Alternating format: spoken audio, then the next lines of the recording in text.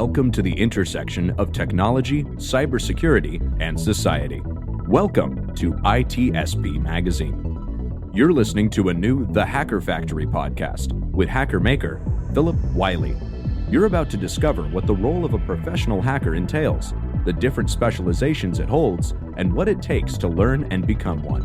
Enjoy the conversation as Phillip and guests unveil the secrets of professional hacking, a mysterious, intriguing, and often misunderstood occupation. Knowledge is power, now more than ever. BugCrowd's award-winning platform combines actionable contextual intelligence with the skill and experience of the world's most elite hackers to help leading organizations identify and fix vulnerabilities, protect customers, and make the digitally connected world a safer place. Learn more at bugcrowd.com.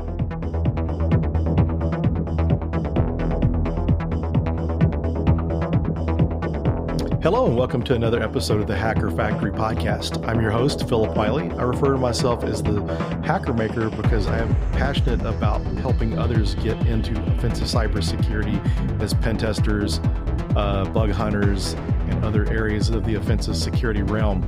And each episode I have a unique guest with a unique story that will hopefully help you on your journey or inspire you to further your efforts in becoming a pen tester or other areas of cybersecurity. In this episode, I'm happy to have my friend Cory Billington on. Cory is a member of my local community, and I believe the first time we met in person was at the North Texas ISSA conference back in, was that 2018? It would have been 2019. Okay, 2019. Yeah, maybe late 2018. I don't remember now. Yeah, I think it was 2019. Yeah. So welcome to the show, Cory. Thanks for joining. Thanks for having me, Phil. Yeah. Why don't you tell our listeners a little bit about yourself? Yeah. So my name's Cory. I am a red teamer at a Fortune 50 company.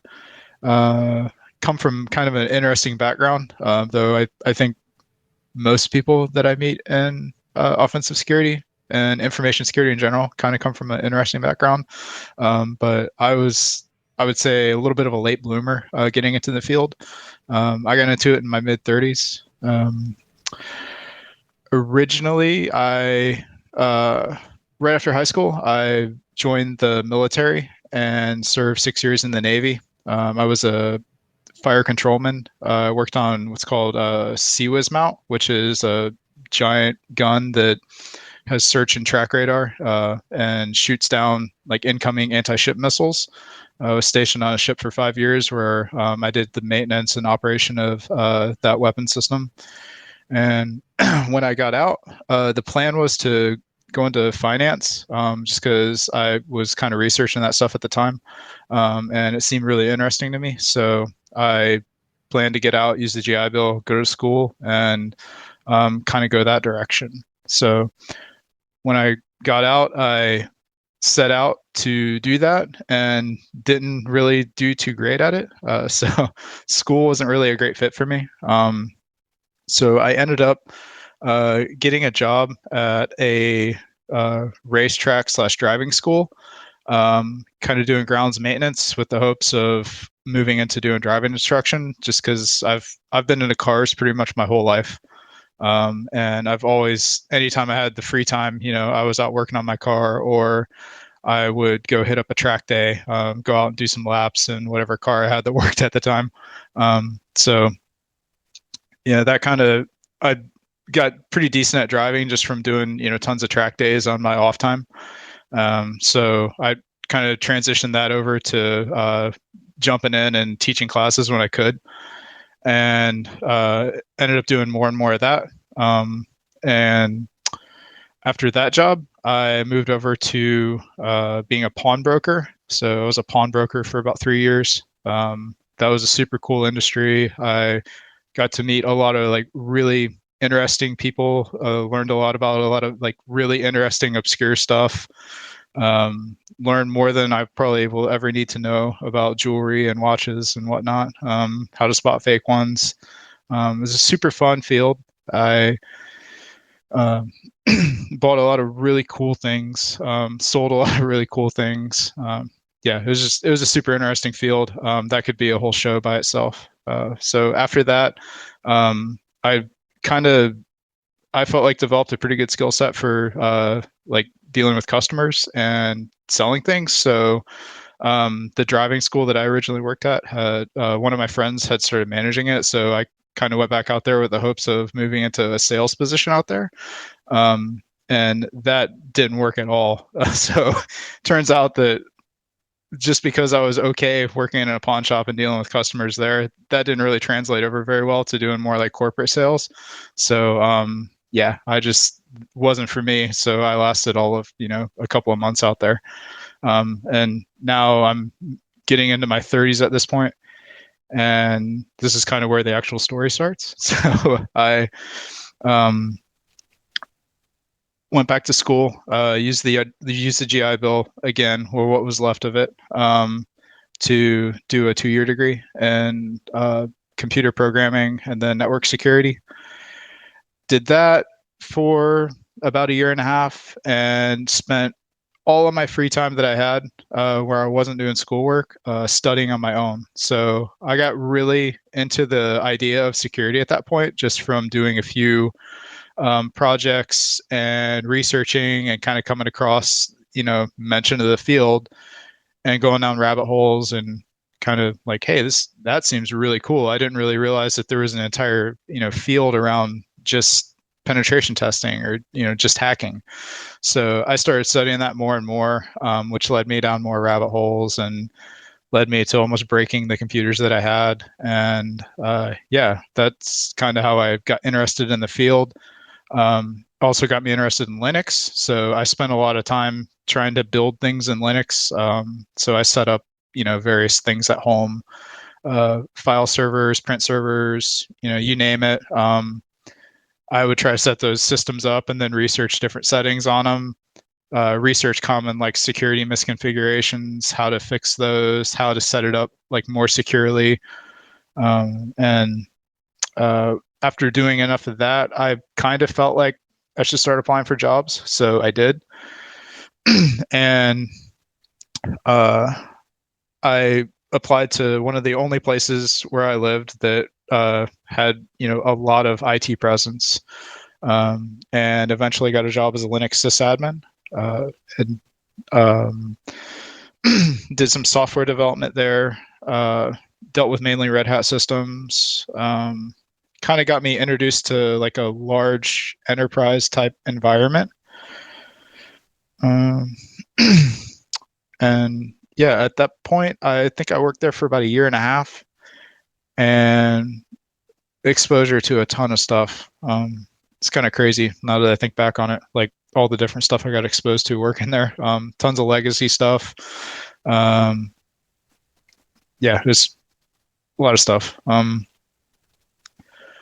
So while I was there, I finished my 2-year degree, and once I finished that, I think I took about a month off, and then they were willing to pay for my OSCP. So that's how I ended up starting my OSCP. And instead of continuing on with a 4-year degree, I decided I was going to take a semester off and do OSCP.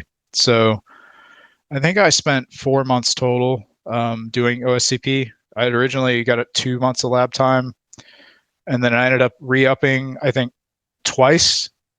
And then I was coming up on the third time, and I was like, you know what, screw this. I'm just going to go for it and see what this test is all about. And at that point, I'd gone to a couple of meetings and done some CTFs with a local college. Not the one I was going to, but a local university that was in the area. They kind of got me introduced to doing CTFs, which I had tried and done a couple on my own with walkthroughs, but didn't really get too into them. But when I went back and started doing them again, I was obviously a little bit more well-versed in Linux, and kind of the competitive environment got me going. And yeah, that's how I kind of got exposed to it. But I actually didn't do a whole lot of the lab in OSCP, but I think the combination of that and then some IPSec videos that I watched pretty religiously towards the end part of my lab time.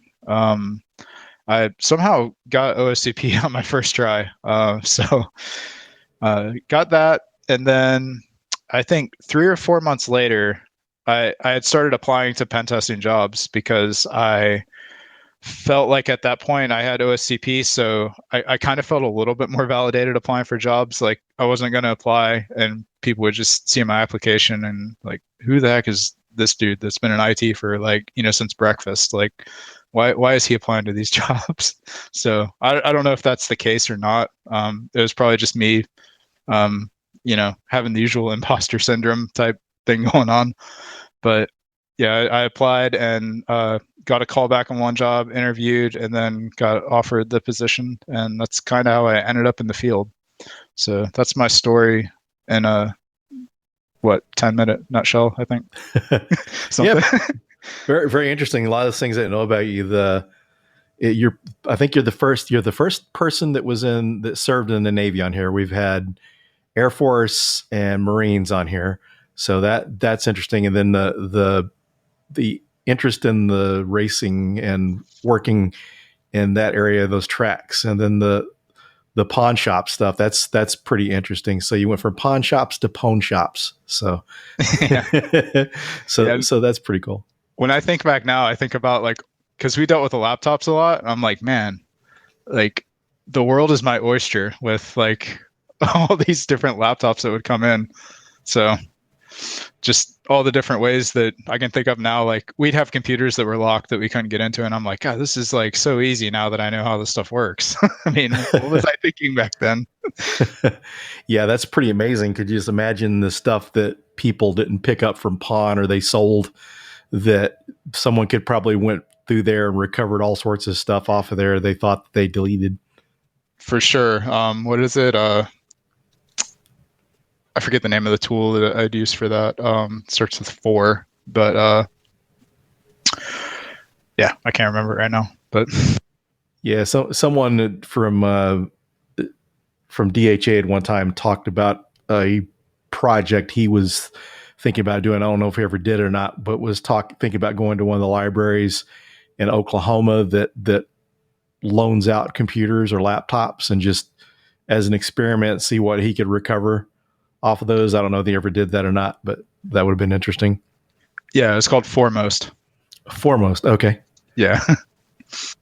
Yeah. So is that specifically a forensics tool or some other type of Linux tool? Yeah, it's forensics. So you can basically do a pass over a disk and it looks for specific like file signatures.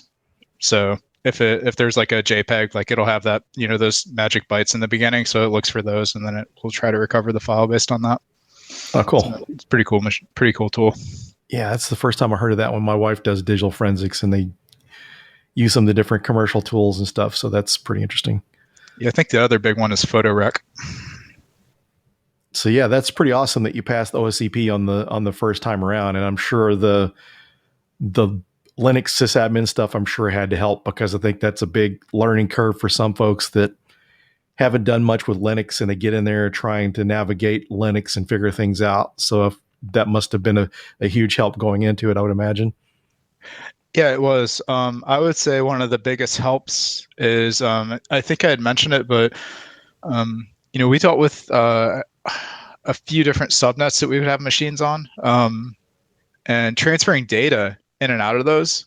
So at times I'd run into different, hurdles that I'd have to jump through to move data from, one machine to another. And it would be, across different subnets, or there'd be something blocking, the typical way that I would know how to transfer data. So that would kind of lead me to like, oh, well, that won't work. So let me see if I can like stand up a HTTP server and curl the data over, or let me see if I can rsync it over, or, at times it was like, well, crap, let me just try Netcat and try a bunch of different ports and see if maybe one of these will let me through. And sure enough, maybe one would, and I could, pipe the data through Netcat over to another Netcat listener, which would pipe it into, like a zip, it would write it to a zip file or something like that.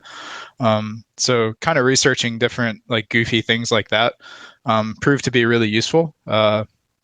just because it was a lot more intuitive to me. Once I got command execution on a machine, how would I transfer a file up that I needed to run a shell or something like that. Like that stuff was just super intuitive to me.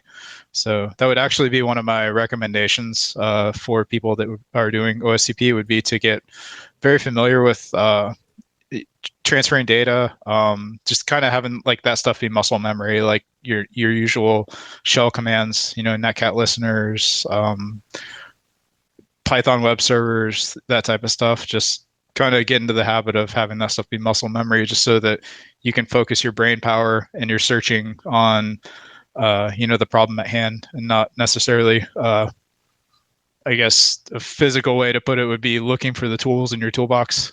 I kind of think of having that stuff like intuitive, or a list of notes that you can quickly reference, as like having your toolbox organized in a garage. Yeah, it's pretty cool. So it seemed like you kind of picked up the hacker mindset pretty quickly, even before you got into studying the OSCP. Yeah, I would say I didn't. I guess I picked up maybe the hacker's mindset in the sense of taking things apart and putting them back together. But I would definitely credit my first position, and specifically like one of the guys I worked with kind of giving me not just a hacker's mindset, but like an attacker's mindset. Basically, immediately transitioning to think of like abusing something. But yeah, definitely hacker's mindset. I would attribute that just to always taking things apart, trying to put them back together. Not necessarily computers when I was younger, just because I didn't have a lot of them laying around, but cars, building ramps for my bike, taking my bike apart and putting it back together. Having to work with a limited budget, because I didn't grow up and have like a ton of money per se. So I kind of just had to build things as I wanted them. Oh, very cool. So for someone that's getting started out now, since, you've been through this, I'm sure maybe there's things you would do different. Maybe you wouldn't change, but, kind of if you had to do over again, what would you do different? And what would you recommend for someone else that's wanting to get started? I would say the biggest recommendation I would have is, so I got a little bit discouraged while I was going through, just by hearing, I guess, I'm sure I'm sure you've heard this in the industry, or like even as you're coming into the industry, or from other people that are coming into the industry, that you need to have, a ton of time doing all these different roles in IT before you can get into offensive security, and be good at it. My recommendation would be to not listen to that, and just kind of pursue what you're interested in. Just because, this is the kind of field where I feel like you're going to have to put a lot of time into whatever you do. And I'm not saying like put in like the time until you get burned out in it, because you definitely don't want to do that. But you'll have to spend a lot of time studying. So I don't really feel like I could do that if it's not something that I'm like truly interested in, that really like kind of keeps me coming back to learn more. So I would say to kind of chase those things that you're interested in, and sort of like let them guide you to learn the things that you might not be so interested in. But you'll probably have like a lot of people tell you when you're getting into the industry that like, you don't need to be worried about security or anything like that. That's for people that have been doing this for 7 years. Like you need to just learn the basics first.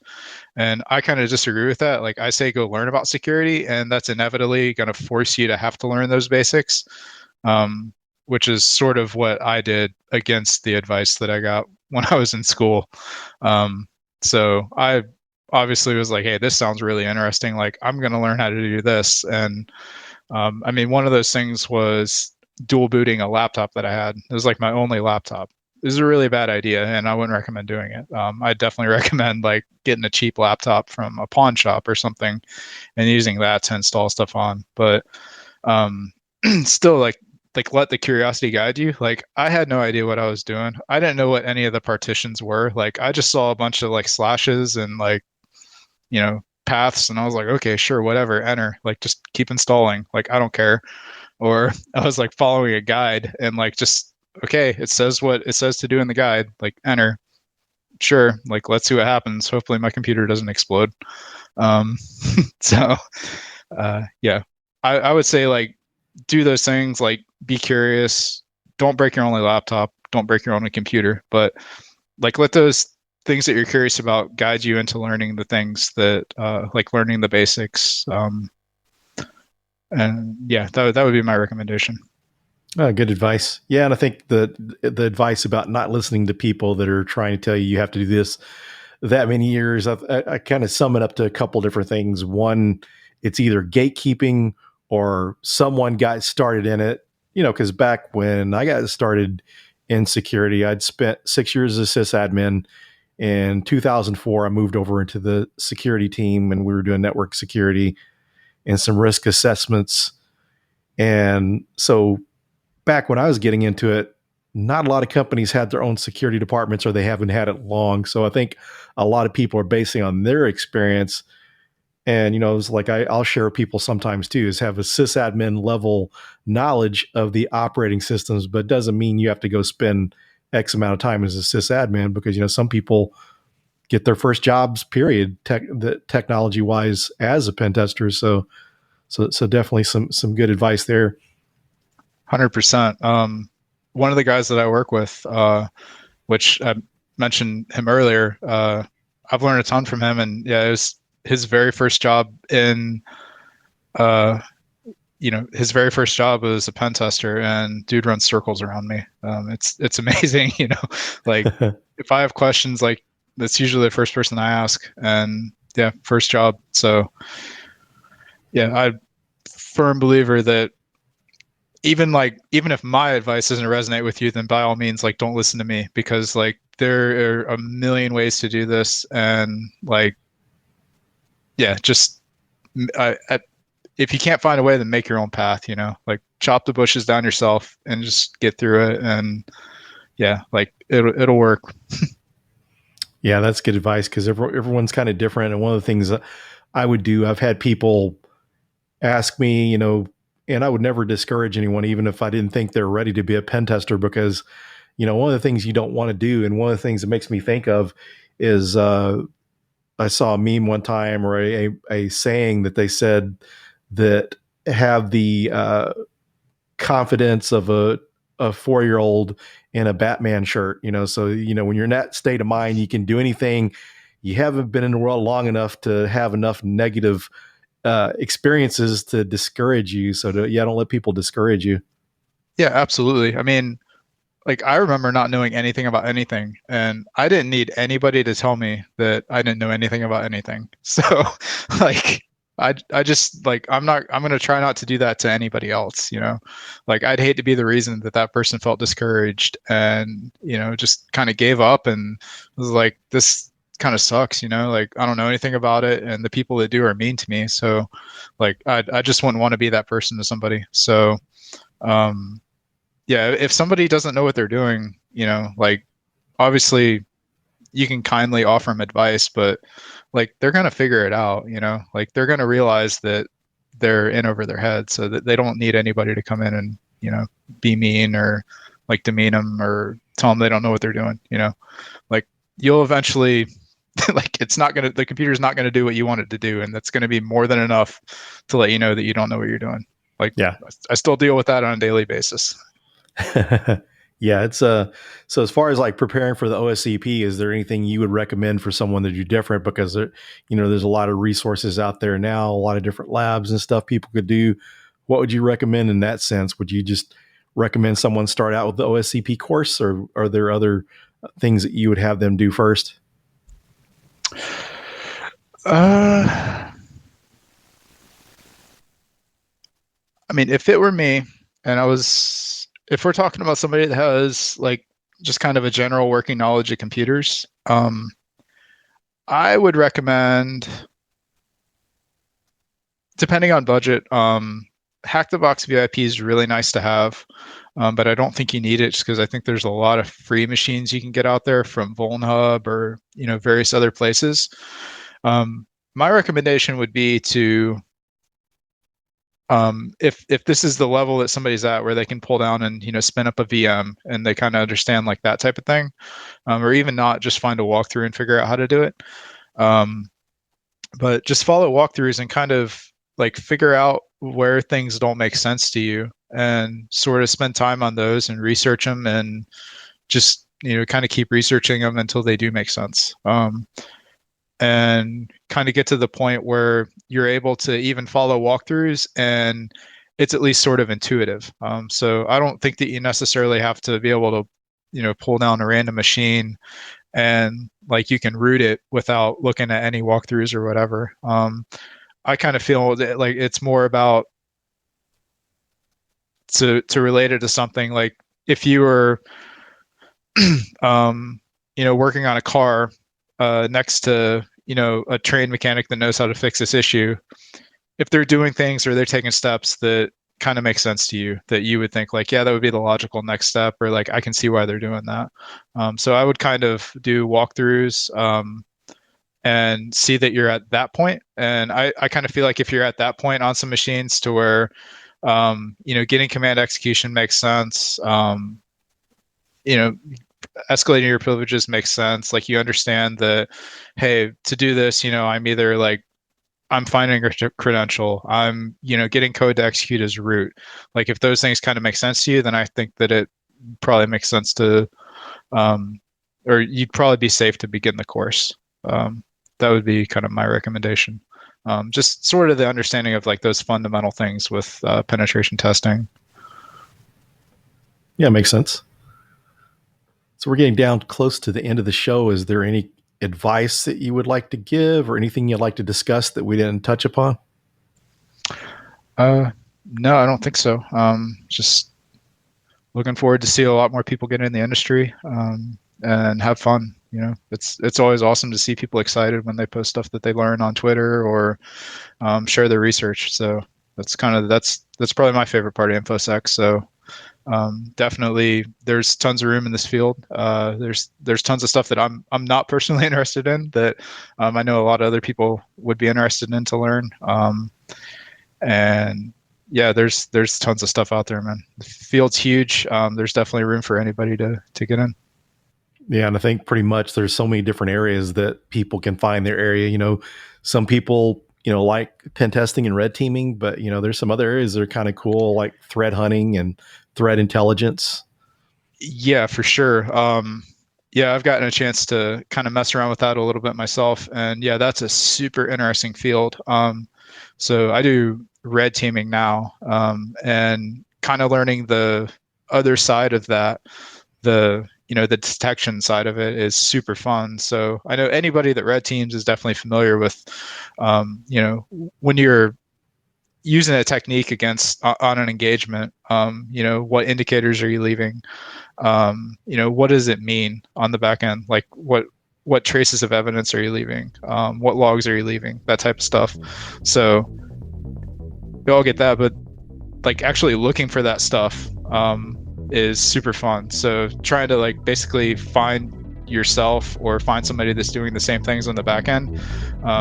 It obviously I feel like from the red side, like feels like, oh, well, you just look for this, this, and this. And it's not always like necessarily that easy as I'm seeing. And it's super fun. And yeah, so that would actually probably be one of my biggest pieces of advice is if you are getting into security, I know we're kind of more offensive focused here, but there's a ton of different spaces. So I would say make sure that you explore them all in detail and kind of know what they are and know what people do in those jobs day to day. If you are able to talk to people that do those jobs and see what they're like, and you may find out that, pen testing sounds cool, but this sounds a lot cooler. So I think I'm going to go do this instead. Very cool. So thanks for joining us, Cory. I appreciate you joining. It was a pleasure talking to you and cool to get to learn some new things about you that I didn't know. Yeah, I appreciate you having me on. Thanks, everyone, for joining, and we'll see you on the next episode. BugCrowd's award-winning platform combines actionable contextual intelligence with the skill and experience of the world's most elite hackers to help leading organizations identify and fix vulnerabilities, protect customers, and make the digitally connected world a safer place. Learn more at bugcrowd.com. We hope you enjoyed this episode of the Hacker Factory podcast with Phillip Wylie. If you learned something new and this podcast made you think, then share itspmagazine.com with your friends, family, and colleagues. If you represent a company and wish to associate your brand with our conversations, sponsor one or more of our podcast channels. We hope you will come back for more stories and follow us on our journey. You can always find us at the intersection of technology, cybersecurity, and society.